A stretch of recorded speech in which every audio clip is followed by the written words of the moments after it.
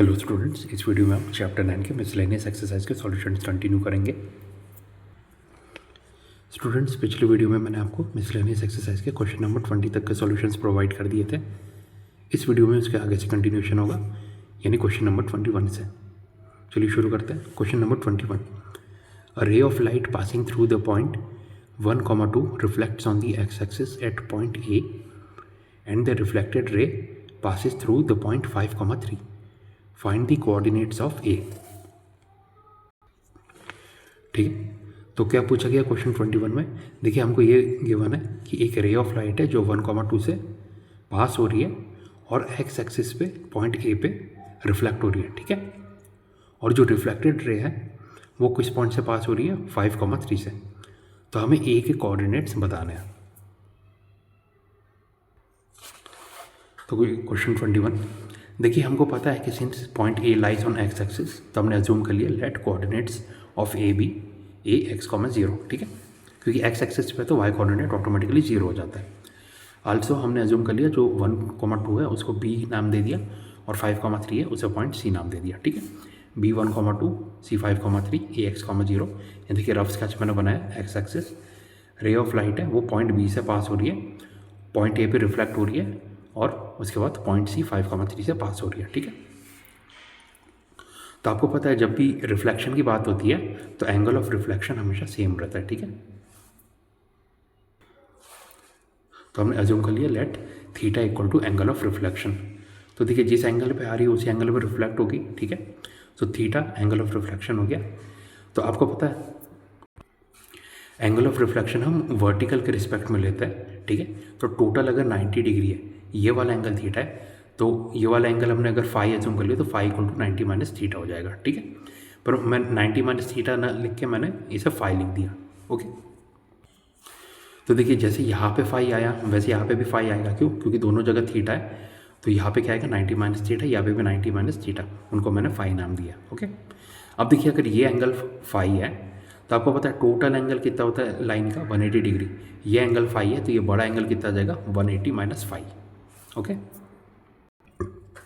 तो देखिए फाई क्या मैंने अज्यूम किया था? फाइन जो 90 माइनस थीटा था वो बेसिकली क्या है? एक्स एक्सिस के साथ जो एंगल बना रही है, phi equal to angle with X axis. Okay, अब हमें पता है theta plus phi equal to 90 degree होगा, क्योंकि वर्टिकल के रिस्पेक्ट हम एंगल ऑफ रिफ्लेक्शन लेते हैं ना, तो यही से आप बोल सकते हैं phi equal to 90 minus theta. अब देखिए स्लोप आपको पता है, स्लोप का फॉर्मूला क्या होता है? y2 minus y1 x2 minus x1। So for line A B, ठीक है, ए क्या है? x, 0, बी क्या है? 1, 2। ये क्या है? बेसिकली रिफ्लेक्शन से पहले जो रे थी, रे ऑफ लाइट, वो बी 1, 2 से पास हो रही थी और ए में जाके रिफ्लेक्ट हो रही है। तो ऑब्वियसली ये जो दो पॉइंट्स है वो उस रे के ऊपर आएंगे। ठीक है, रिफ्लेक्शन से पहले। तो लाइन की इक्वेशन लेते हैं ए बी, वो क्या हो जाएगा? स्लोप लाइन का निकालेंगे m equal to y2 minus y1 x2 minus x1, यानी 2 माइनस 0 माइनस x। और वो किसके बराबर हो जाएगा? स्लोप आपको पता है tan ऑफ 180 माइनस फाइव।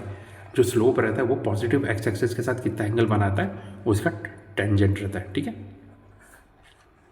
तो देखिए 2 माइनस 0 तो 2 हो जाएगा, 1 माइनस एक्स ये रहेगा 2/1 minus x equal to 10 180 minus x कितना रहता है? Minus of 10x। तो 10 180 माइनस 5 कितना हो जाएगा? माइनस 10/5। ओके, सो 10/5 कितना आ जाएगा? -2/1 माइनस एक्स, माइनस यहाँ पे आ गया।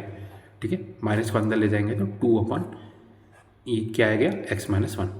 माइनस से माइनस प्लस हो जाएगा और ये 1 के सामने माइनस आ जाएगा।